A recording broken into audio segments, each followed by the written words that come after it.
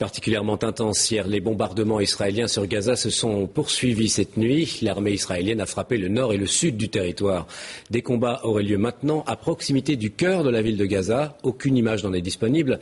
Le chef d'Al-Qaïda, Oussama Ben Laden, appelle au djihad pour arrêter l'offensive sur Gaza. Quant au secrétaire général des Nations Unies, Ban Ki-moon, il est arrivé, lui, en Égypte. Bernard Leplat. De nuit comme de jour, les bombardements sur Gaza sont incessants.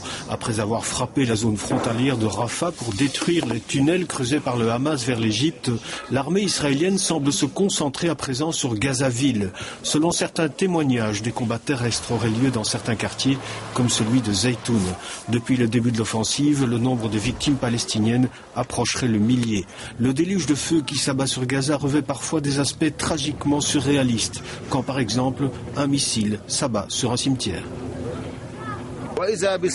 Leurs missiles frappent même les morts. Aucun endroit n'a été épargné en ville. Les maisons, les bâtiments civils, les écoles, ils ne savent plus où frapper.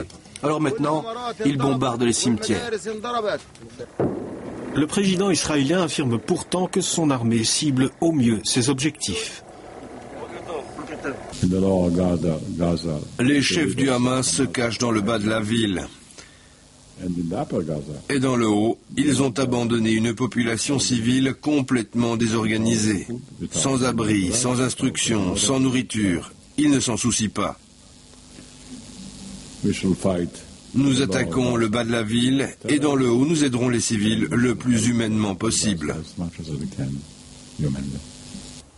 Sans que l'on puisse parler de l'ouverture d'un second front, plusieurs roquettes ont été tirées à partir du Liban sur le nord d'Israël. Ils n'ont fait ni dégâts ni victimes. Le secrétaire général des Nations Unies, Ban Ki-moon, a entamé sa tournée dans la région. Avec le président égyptien, il espère activer un plan de paix qui prévoit cessez-le-feu, trêve de longue durée et ouverture de points de passage.